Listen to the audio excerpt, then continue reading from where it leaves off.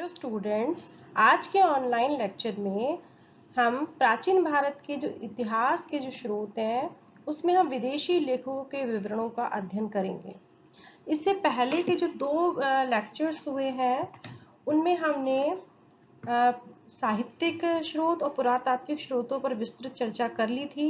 आज के व्याख्यान के माध्यम से हम विदेशी लेखकों के जो विवरण हमें मिले हैं उनके वो इतिहास के निर्माण में किस प्रकार से सहायक हैं, इस बिंदु पर मुख्य रूप से चर्चा करेंगे।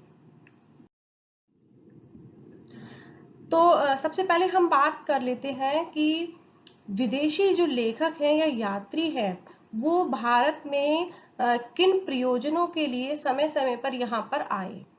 तो भारत में कुछ लोग तो अपने विशेष प्रयोजनों के लिए, कुछ उत्सुकतावश, कुछ धार्मिक प्रयोजन के लिए समय समय पर, और कुछ विदेशी लेखक विदेशी राजाओं के दूत बनकर भारत में आए।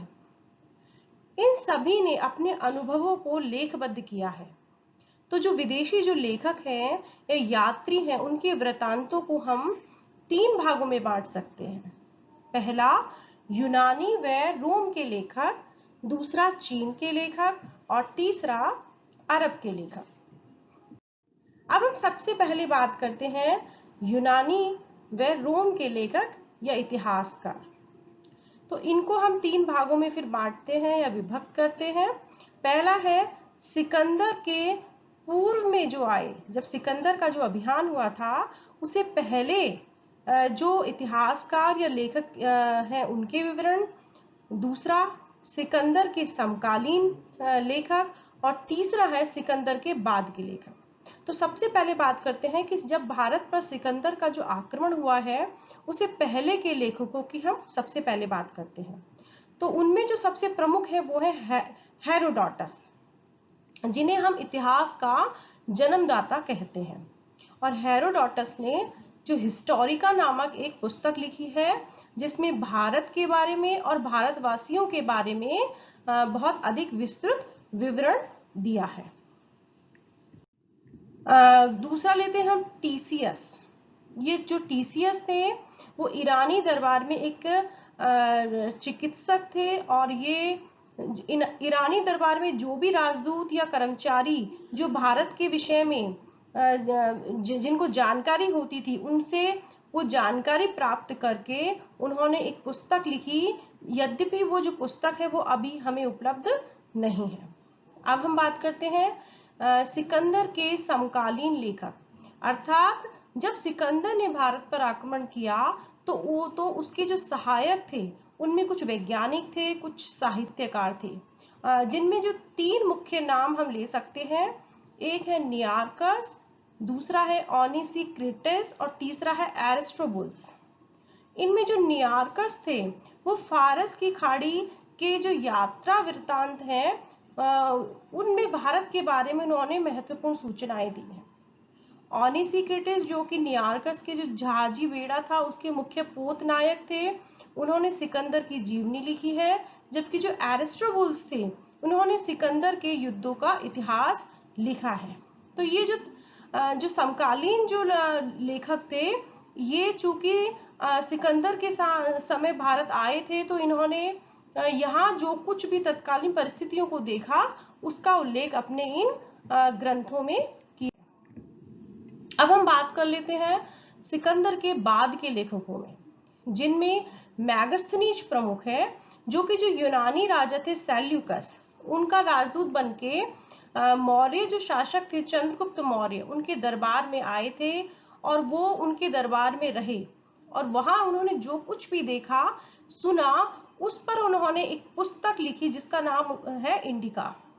यद्यपि हमको ये पुस्तक उपलब्ध नहीं है, लेकिन बाद के जो हमें पुस्तकें मिली हैं उसमें हमें इंडिका के कुछ उद्धरणों का हमको उल्लेख मिलता है, जो कि इतिहास के निर्माण में एक सहायक जो पुस्तक है या बहुत ही जो महत्वपूर्ण जो दस्तावेज है उसके रूप में उन उद्धरणों का प्रयोग किया जाता है। तो मैगस्थनीज ने चंद्रगुप्त मौर्य के समय जो कुछ भी यहाँ पर देखा या सुना, उसको अपनी पुस्तक में लिखा, तो वो उसको उन घटनाओं को हम प्रामाणिक और विश्वसनीय मान सकते हैं। और मैगस्थनीज के बाद में जो अन्य यूनानी राजदूत आए थे, जिनमें है डायमेकस और डायनोशियस, जो कि ये डायनोशियस है, ये बिंदुसार के समय आए थे। इसके अलावा Strabo, Pilani, Plutarch, Justin, Ariane, ये भी मौर्यकालीन जीवन के बारे में हमें बहुत सारी सूचनाएं प्रदान करते हैं। यूनानी जो इतिहासकार हुए हैं स्ट्रेबो, उन्होंने उनका जो लिखित ग्रंथ है वो है, उसका नाम है भूगोल। तो भूगोल से हमको भारत के विषय में बहुत ही उपयोगी सूचनाएं मिलती हैं। इसके अलावा इन यूनानी इतिहासकारों के अलावा रोमन इतिहासकार हुए हैं प्लिनी। उन्होंने प्रथम शताब्दी में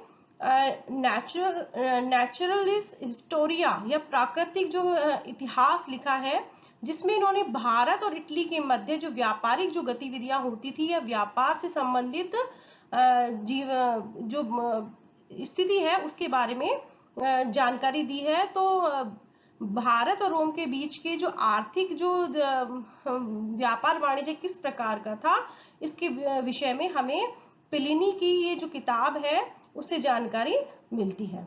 इसके अलावा यूनानी लेखक प्लूटार्क ने सिकंदर की जीवनी और एक अज्ञात लेखक भी मिले हैं, पेरिप्लस ऑफ द एरिथियन सी लिखा है इन्होंने। तो वो उसमें हमें लाल समुद्र, फारस की खाड़ी और भारतीय महासागर में रोमन व्यापार का उल्लेख मिलता है। तो ये जो मुख्यतः प्लिनी की किताब हो, चाहे से प्लूटार्क की हो, चाहे से ये जो पेरिप्लस ऑफ द एरिथियन सी है, इससे हमें हमारे जो व्यापारिक संबंध किस प्रकार के थे आरंभिक काल में, प्राचीन काल का जो आरंभिक काल है उसमें, इनकी जानकारी मुख्य रूप से इन पुस्तकों से प्राप्त होती है, जो कि बहुत ही उपयोगी है। अब हम बात कर लेते हैं चीनी लेखकों की। जो चीनी लेखक थे वो अधिकतर बौद्ध धर्म से संबंधित जो दस्तावेज थे उनका अध्ययन करने के लिए समय समय पर भारत आए। तो कुछ जो चीनी इतिहासकार हुए हैं या लेखक हैं, उन्होंने बौद्ध जो धर्म स्थल है उनका दौरा किया और बौद्ध धर्म का अध्ययन करने के उद्देश्य से बहुत सारे इतिहासकार यहाँ पर आए, जिनमें हम कुछ नाम ले सकते हैं, जैसे कि सुभाचीन, फाहियान, जो कि 5वीं शताब्दी की शुरुआत में अर्थात गुप्त काल में यहाँ पर आए, हेनसांग जो कि 7वीं शताब्दी में हर्षकाल में, हुइली, इत्सिंग जो कि 7वीं शताब्दी में भारत आए। इनमें जो फाहियान है वो 15 वर्ष के करीब, हेनसांग 16 वर्ष और इत्सिंग 10 वर्ष भारत में रहे और इन्होंने समकालीन धार्मिक, सामाजिक और राजनीतिक स्थिति का उल्लेख किया है। तिब्बती जो बौद्ध लेखक हैं तारानाथ, जो कि 12वीं शताब्दी में हुए हैं, उन्होंने कंग्यूर और तंग्यूर जो अपना ग्रंथ लिखा है, उसमें भारत से संबंधित बहुत सारे जो ऐतिहासिक जो प्रसंग हैं उनका उल्लेख किया है। तो जो 12वीं शताब्दी में तक की जो घटनाएं हैं उनका जो उल्लेख तारानाथ के इन ग्रंथों में हमको मिलता है। अब बात कर लेते हैं अरब लेखकों की। अरब लेखकों में मुख्य है सुलेमान और अल बिलादुरी, जो कि अल बिलादुरी है वो कि 9वीं शताब्दी में, और 10वीं शताब्दी में अल मसूदी तथा अल बरूनी ये महमूद गजनबी के समय में भारत आए थे। तो इन लेखकों ने भारतीय भूगोल के विषय में ज्योतिष, गणित, भौतिकी, रसायन शास्त्र, दर्शन, धार्मिक जीवन और समसामयिक जो रीति रिवाज है उनका वर्णन किया है।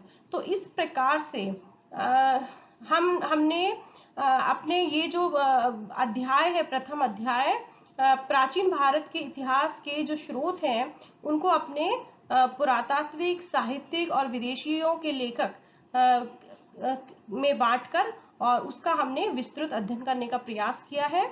और विद्यार्थियों में मुझे पूरी उम्मीद है कि आपको ये जो मैंने आपको जो लेक्चर दिए हैं वो उपयोगी होंगे और अच्छे से इसमें मैंने पूरा आपको विस्तृत वर्णन करने का पूरा प्रयास किया है।